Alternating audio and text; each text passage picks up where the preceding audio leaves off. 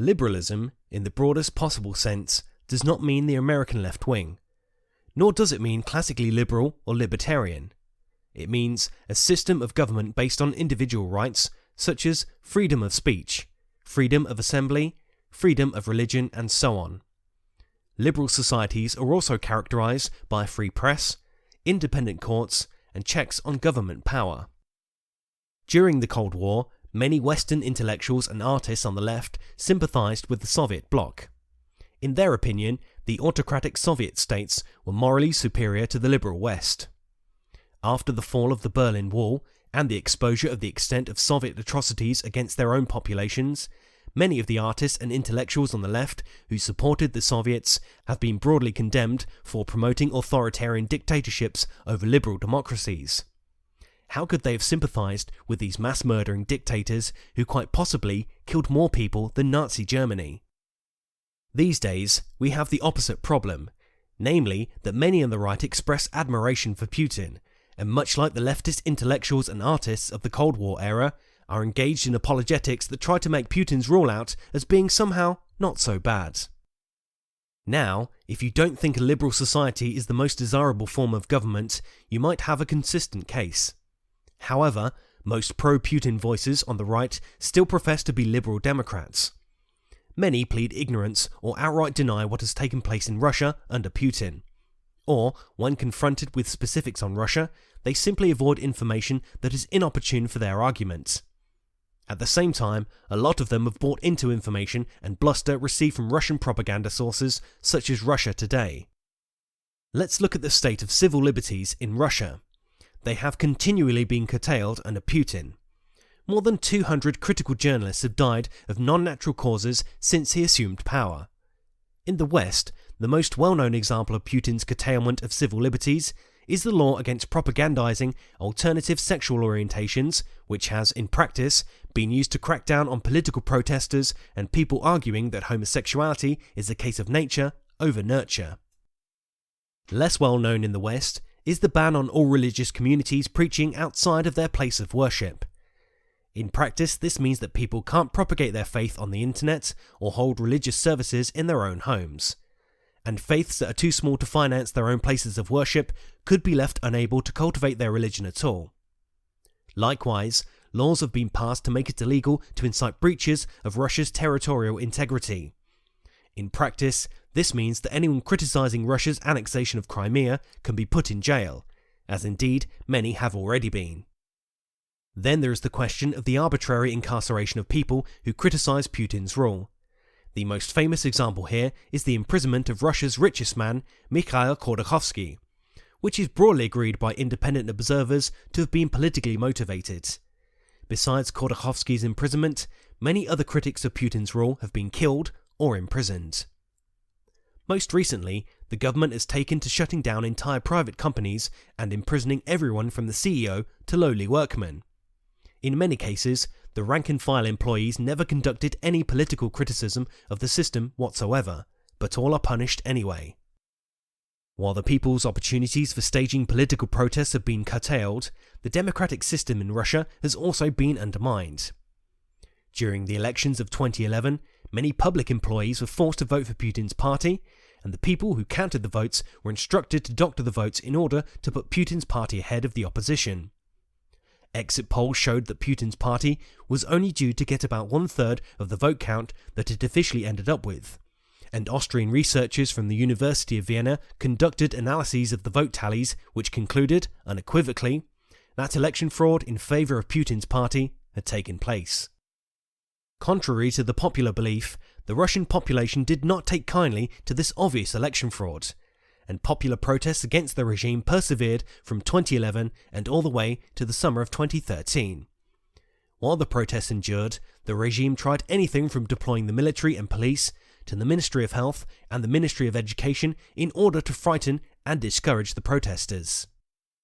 Somewhat unfairly, in spite of these massive popular protests, it ended up being 3 young women who played punk in a church, members of the protest group Pussy Riot, who became the symbol of dissidence against the regime.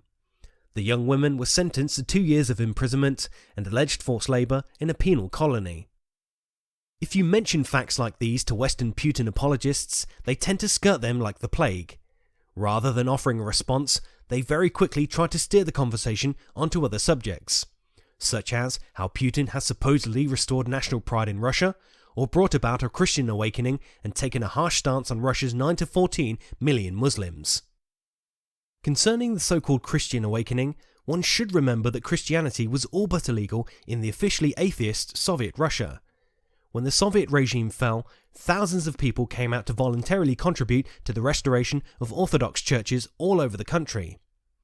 Many of these developments happened prior to Putin's ascension to power and should more properly be credited to the population itself and not to Putin. It's like somebody jumped in front of a parade that was already in full swing and now gets credit for having planned it all. As for the Muslims, many right-wing Westerners are fed up with Islam and see Putin as being able to chart a tougher, sterner course than the liberal values of Western democracies allow for.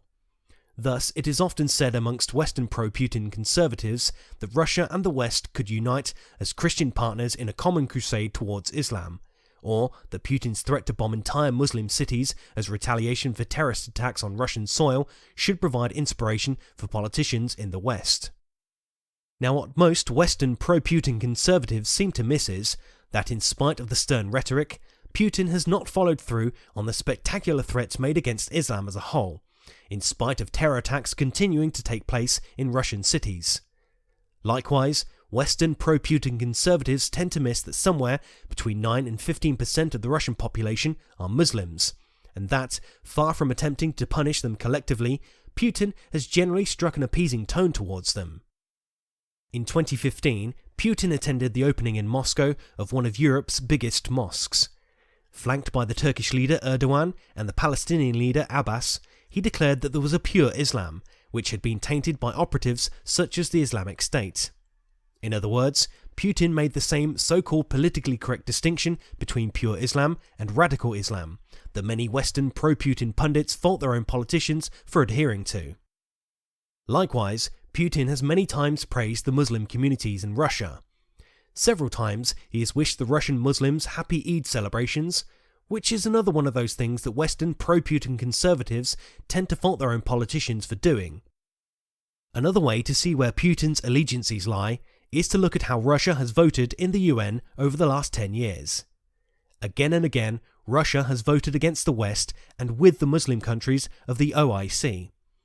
Most notably, Russia has supported the Islamic countries' attempts to create a global resolution against insulting religions, a proposal made specifically to target criticisms of Islam in Western media and outlaw the publication of Muhammad cartoons.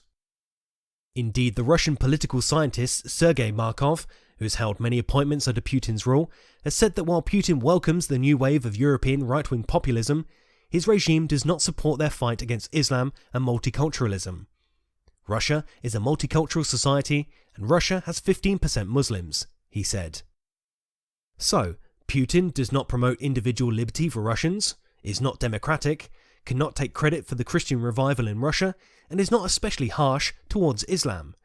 In fact, he appears to appease Islam and repeatedly does many of the exact same so-called politically correct things to appease Muslims that Western right-wing populists fault their own politicians for doing.